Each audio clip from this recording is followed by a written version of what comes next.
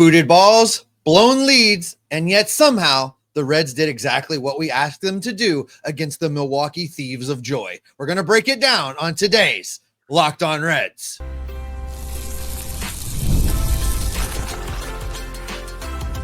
You are Locked On Reds, your daily Cincinnati Reds podcast, part of the Locked On Podcast Network, your team every day.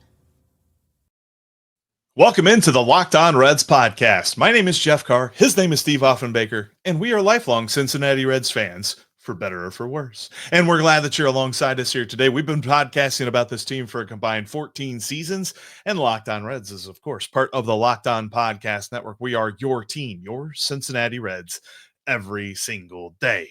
We've got a lot to get to on this one because there are questions that abound after this weekend. There's a couple of things that I want to ask pertaining to Terry Francona, a couple of nagging thoughts in the back of my mind. We'll talk about that later on in today's show. In just a few minutes, we've got to break down what on earth happened to lead to Jake Fraley being shown the door. That'll be in just a few minutes, but we will begin with this insane weekend that the Cincinnati Reds did exactly what we wanted them to do in the most frustrating way, and I feel like I've said that a lot this year. That's all coming up on today's episode that is brought to you by FanDuel. Football season is around the corner. Visit FanDuel app today and start planning your futures bets now. All right, Steve. 1 and 2 in the 3-game series. That's what we said. We said just tread water, just survive. But quite frankly, I feel exhausted from that series. It'd almost be humorous if my head hadn't exploded so many times this last weekend. Let's go all the way back to Friday, because Friday really feels like the one that was the most ridiculous. It's really the one that left me multiple times, and our text messages to each other will confirm, left me multiple times just what in the world is actually happening right now. To let that game get away like they did, and for the coaching staff to seemingly not care while it was all going on. The Reds had so many different opportunities to win this game, and then somewhere along the way just forgot how to play baseball, forgot how to field a ball, forgot how to turn a play and turn a double play. And, I have been, I feel like, very even keeled and fair when I talk about Elly De La Cruz. There are a lot of people out there that are not those things. They are not fair, and they're not even keeled when it comes to what Elly does. No, but I feel like Elly really kind of cost the Reds that game on Friday. Between his inability to swing at balls right down the middle, his inability to make routine or at least semi-routine plays for him at the shortstop position, and then his want for getting in the way when other guys are trying to make a play. He should have turned that double play. That flip, it was a lazy flip high up in the air. I don't know if he was trying to go for a little extra razzle, a little extra dazzle, but he got neither. But the one that really gets me is I think Ke'Bryan Hayes catches that ball as he's running backwards if Elly is not inexplicably diving in front of him when clearly Elly's not going to get the ball. Elly has to be smarter in those situations. And I thought those were the things that Tito was talking about way back in spring training when we were going to play baseball the right way and when we were going to make Elly the best player in the league. Well, he's got to be able to play defense, and he's got to be able to let his teammates shine when they need to shine. And he's kind of over in this game on Friday, and I'm still a little mad about it. It's weird because he completely forgot for a minute that he has got a Gold Glove third baseman playing next to him. And there were a couple of times that happened over the weekend. Joe LaSorsa also forgot that in the 11th inning on Saturday. And I hope we never say that name ever again. Never. But there were so many different things about the way that Elly played this weekend that made me wonder, because there was an article that came out before the series, and I don't know if you saw this, but there was an article in the Inquirer from your friend Gordon Whitmire that said that Elly is coming through the other side of a quad injury that he's been dealing with all season. And Tito made a point of saying that he has been impressed with the way that Elly has managed this quad injury and the fact that Elly just really wants to play every day, and he's very impressed by that. And I think that article was a cry for help and that Elly should be on the injured list right now. Elly should be sitting. Elly should be taking a break, if not mental, physical, because we've seen no power from the bat. We've seen no speed from his legs. And now we're seeing a detrimental glove. At this point, it feels like they need to protect him from himself. And there have been times this season where they have gotten this right. And they're getting this wrong with Elly. And I think that they've got to really consider this right now. I get they're in the middle of a pennant race, but it doesn't feel like Elly is a plus at the moment. It feels like, if anything, he's a net negative.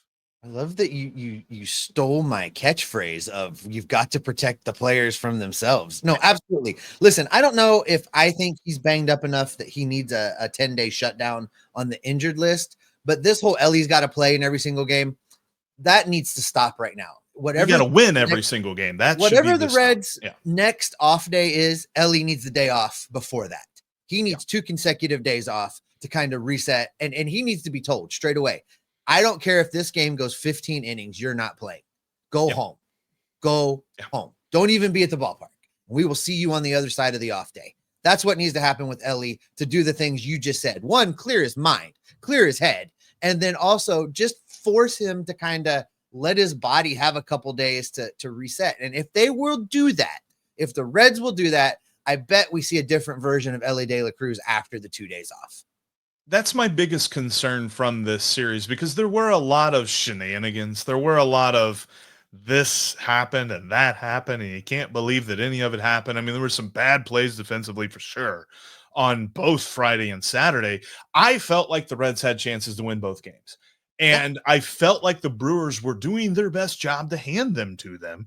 And then the Reds just kept handing it back, because they should have had a chance to sweep this series on Sunday. They should not have been surviving and just trying to keep the banner up of have never been swept in 2025, which, by the way, the banner can stay up for now.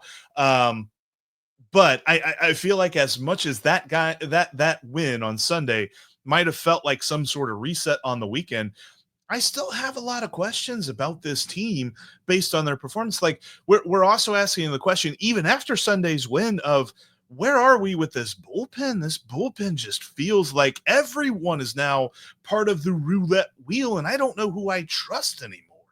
They're tired. They all look tired. I'm pretty convinced that both Emilio Pagán and Tony Santillan, they've both lost their legs. If you watched them pitch over this weekend, a lot of walks, a lot of 4-pitch walks, walking of the first batter they face. I think they're tired. Everybody is tired. The bullpen is showing the signs of the wear and tear that it's been under. You can't pitch in as many games as Barlow and Santillan have pitched in. You can't, ask Emilio Pagán to continue to be this adrenaline junkie closer that he hasn't been for a lot of years for this many times, and not expect there to be some ill effect from it. We're seeing that now at the worst time possible. And there's really nobody else to call up. The thing that was going to help this bullpen was getting Nick Martinez in it to eat innings. And then we had the injury to Nick Lodolo. Now, once Lodolo's back and they shift things around, I think things can get better. They've just got to survive now until Nick Lodolo returns. And that gives them an opportunity to get an arm in the bullpen to at least give them a chance at a break. Because that felt like the other big thing, where there were miscues in the field and things like this, which, by the way, totally forgot to throw this up here. We could leave this up the entire game or the entire show for sure. But as much as there were miscues in the field and missed opportunities at the plate and things like that, it just felt like the bullpen that has been solid for most of the year really failed them this weekend. And it was just one part of a weekend that, although it seems that they achieved their ultimate goal of winning 1 out of 3, the more concerns. Like, look, if you're a naysayer right now and you're in the comment section and you're roasting us for, you think that, this and that and the other, and you're roasting the team for this and that and the other, it's hard for me to argue with you right now because of the way that they played this weekend. But listen, Jeff, there's a lot more to get to. A lot of things have happened this weekend. We are not done breaking down this series. Stick around for the third segment. You're going to want to watch that. But they did something else on Sunday that boggles my mind. The team took its weakest position, its thinnest spot, which is the outfield, and they showed Jake Fraley the door. We're going to break that down coming up next. This episode is brought to you by Prize Picks, the daily fantasy platform that lets you turn your football predictions into real rewards. Preseason is already heating up, and college football isn't far behind. Whether you've got your eye on big-name quarterbacks or breakout running backs, Prize Picks makes it easy to get in the game. If you think your guy is going to throw for a lot of yards, if Joe Burrow is going to go off, just pick more. If you think that Jamar Chase is going to have a ton of receptions, pick more.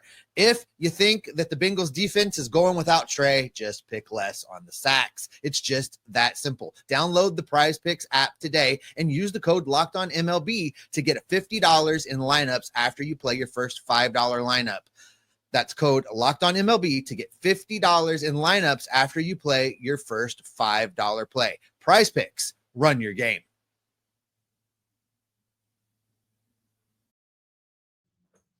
If you can't watch us here on YouTube, get in the audio feeds, click subscribe. We're in all of them that are out there pretty much. Also, make sure you're subscribed here. Notification bell, subscribe button. You get Jeff and I 5 times a week on the Locked On Reds podcast. You get Tim Daniel every single Reds game, post game on the Reds postcast. And go check out the Locked On MLB feed where Paul Francis Sullivan, your boy Sully, breaks things down from a national perspective. And MLB Game Night is watching every single game, every single night, so that you don't have to.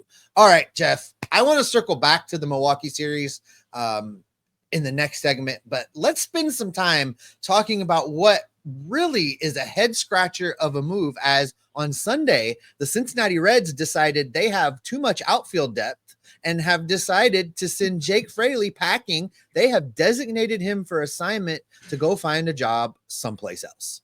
I love how you worded that. They have too much outfield depth. There's just too many outfielders in this room right now. You don't have enough. How many times have we heard that and it not been true over the last decade? Far, far too many times. It's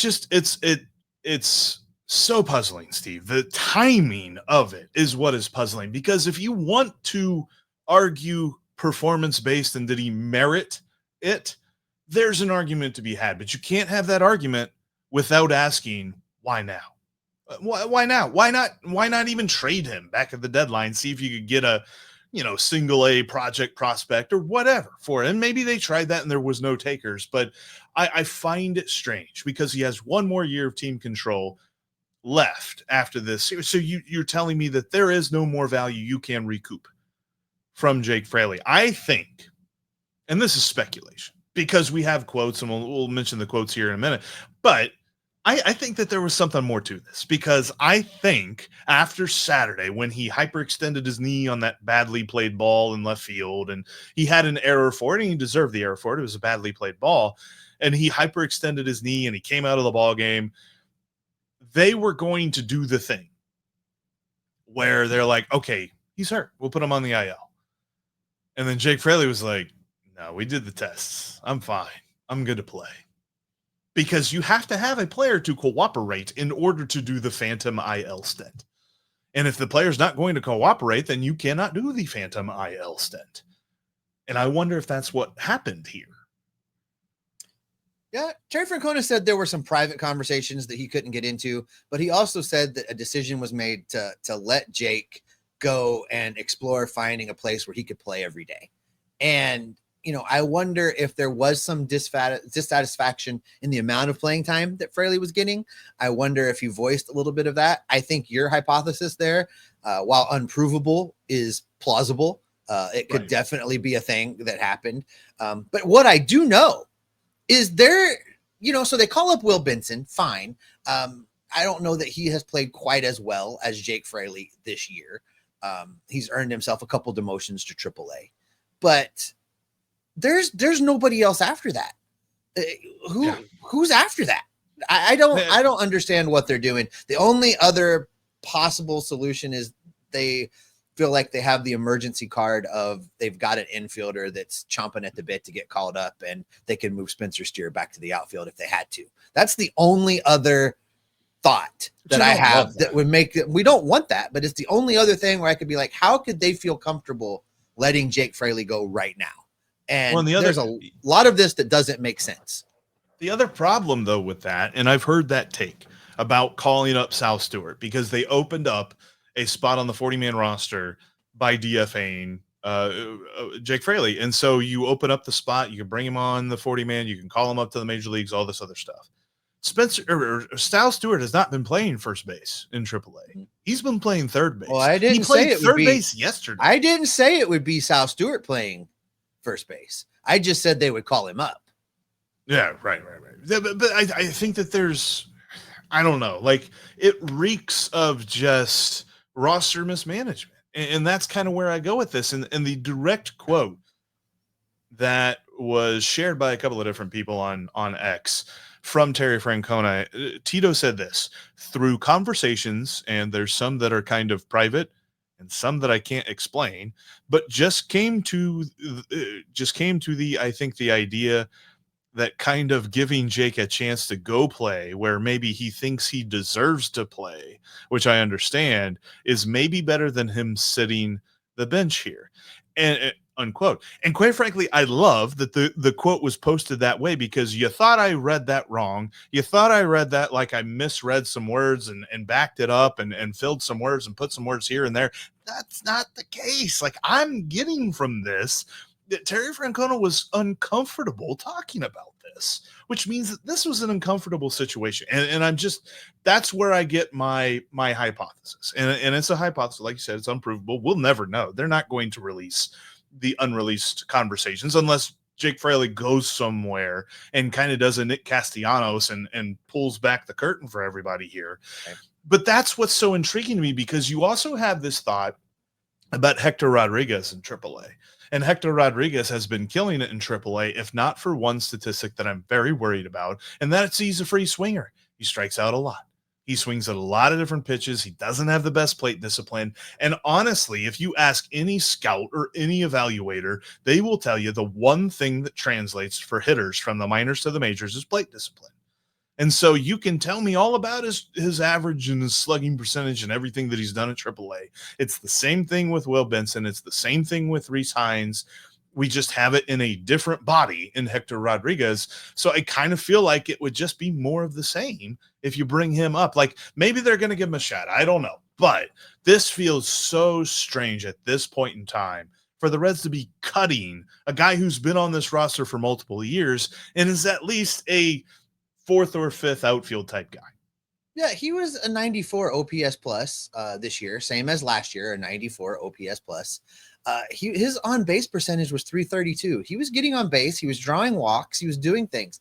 Production-wise, I think is really where I keep coming back and scratching my head. I look at this slash line in front of me, 232, 332, 387. Yeah, the power wasn't there. The slugging is not there, but the slugging's been gone for a couple years. But he was getting on base. He was doing things. He wasn't horrible in the outfield, although there was the occasional misplay like Saturday night.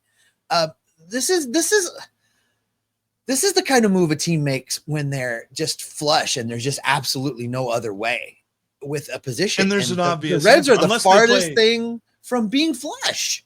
So what if they play Miguel Andujar every day, though? Is that a win? That's the only thing that I'm thinking about with this.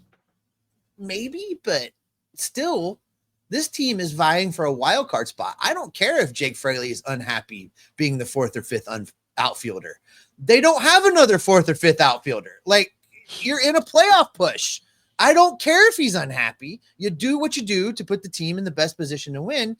And, you know, maybe there's more coming. Maybe something shakes out. But right now, this doesn't feel like a move that makes the Reds better. This doesn't feel like a move that has them in a better position on Sunday to win baseball games than it was a week ago. So I question everything about this. This makes no sense from so many different standpoints, Jeff. I need more information that I probably am not going to get. But Jake Fraley was not playing terrible. No, and that's why I just keep coming back to how confusing a move it was, because it was announced in the same tweet, in the same update as when they announced that they were sending Joe LaSorsa back to AAA, which was the obvious move. Don't know why he was called up in the first place. And then they also had it down. That would have been me. But then they also had it down there. Oh yeah, by the way, Jake Fraley's been DFA'd. It was like, Excuse me? We got like half of the story here, and I don't know that we will get that other half. But as much as that was a big question that was raised on Sunday, this entire weekend has just raised a bunch of different questions. We talked about the question about should Elly De La Cruz be out there every single day? What do you do with that? The question of Jake Fraley. Quite frankly, I think that there's a question that I have nagging my brain right now that I must ask about Terry Francona. I don't know that I feel strongly about it, but it's a question that I can't get out of my mind.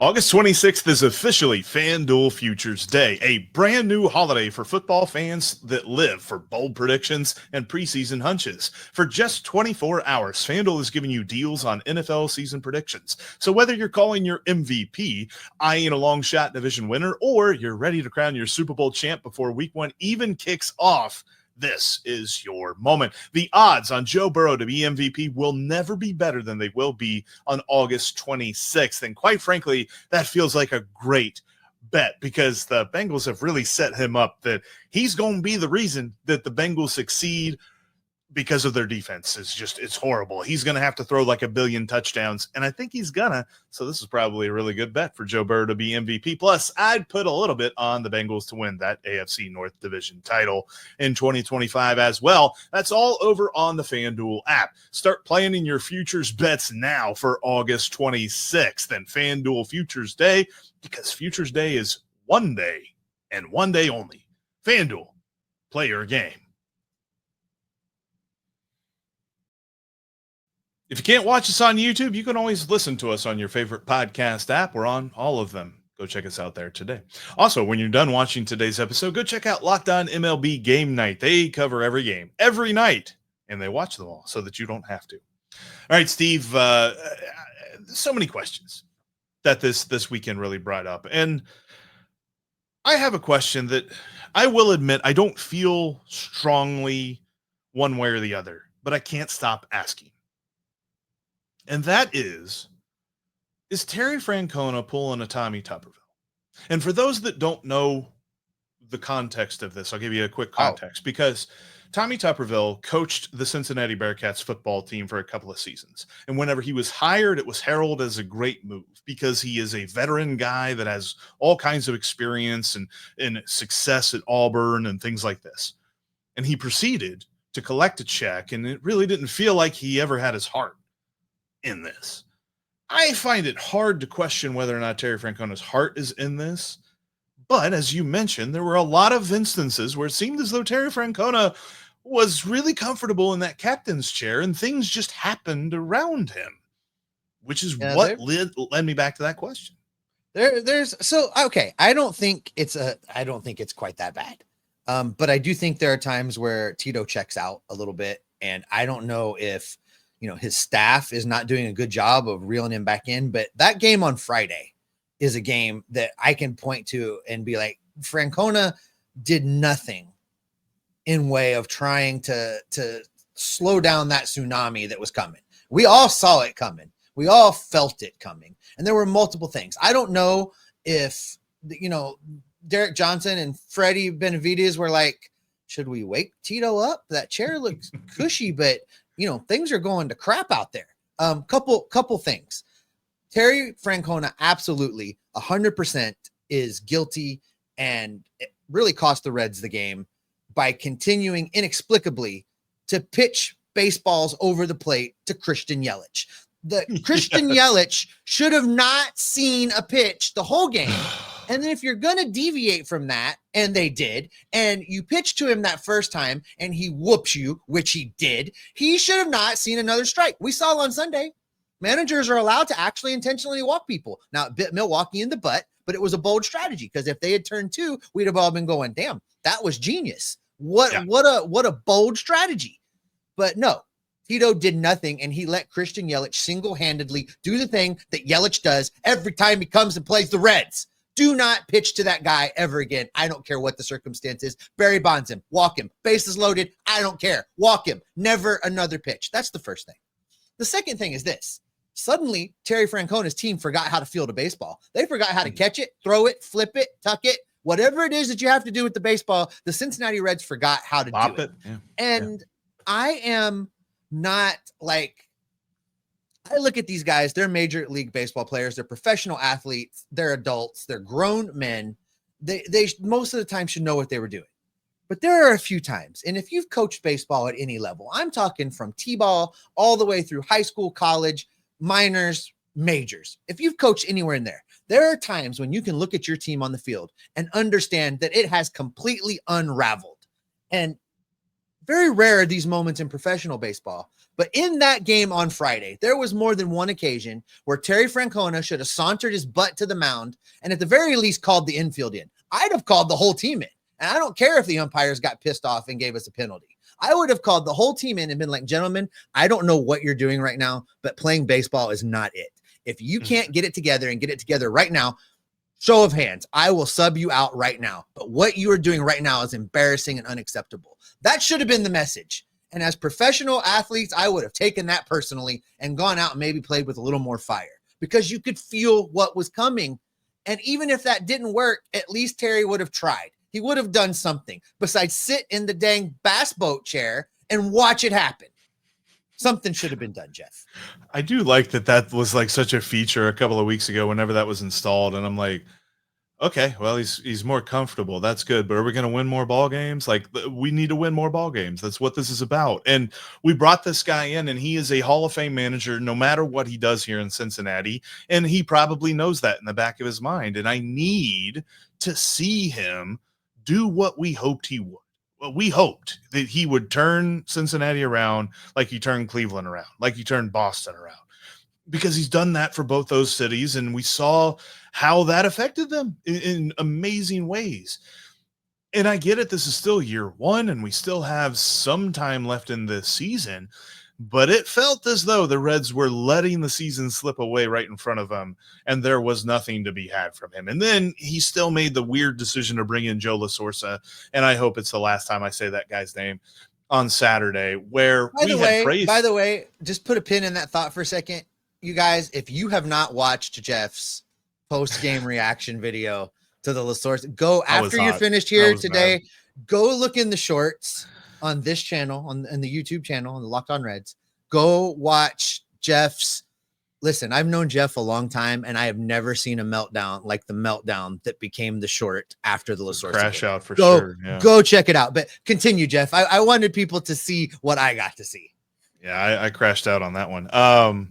But no, we praised him for a little while because it seemed like he'd been really pulling the right strings in the bullpen. And he didn't do an Ian Jabot on opening day thing. Well, he did worse than an Ian Jabot thing on opening day by bringing in Joe La Sorsa against the best team in baseball on the best heater we've seen this year. And in the 10th inning where you can't give up anything, dude throws a meatball down the middle that everyone in the league could hit, as evidenced by the fact that it was a 3-run home run hit by Andrew Monasterio, that if you asked 10 people around town, they wouldn't know who he is. So I think that we all understand certain things that he does, and it just is very confusing to me that it's not what we expected to see. We thought that he was going to make this big difference, and the differences seem to be more incremental than anything this year. Yeah, it's incredibly frustrating, and yet here we are. We said go 1-2. They went 1-2. They're still right in the thick of that final wild card spot. Big West Coast trip coming up. Jeff, listen, so much happened this weekend. I know there people in the comment section are going to be like, you guys didn't even mention Andrew Abbott. You didn't even talk about Andrew Abbott. There's lots of good that we just simply couldn't get. Didn't talk about Zach Littell either. He pitched. We didn't talk about a lot of the good. We understand that. I know I needed a little cathartic venting of the things that bothered me over the weekend. Jeff needed it. So this is the show you guys got today. We're going to continue to touch on this. We'll talk about it coming up in episodes this week. And as Littell and Abbott's turns come up again, we'll talk about their last start. So we saw it. We know it happened, guys. We needed to talk about some of these nagging questions that have really, really been bothering us. And that is where we're going to wrap up this edition of the Locked On Reds podcast. Thanks, as always, for making Locked On Reds your first listen each and every day. Go check out the Locked On MLB feed, Locked On MLB Game Night. They're watching every single game, every single night with the experts of the Locked On Podcast Network. so that you don't have to check in there to see all of the happenings in Major League Baseball. We will be back in your feeds tomorrow. And until then, we're going to gather up the news, the notes, the rumors, the information, and the reports to keep you locked on Reds every single day. Thieves of joy.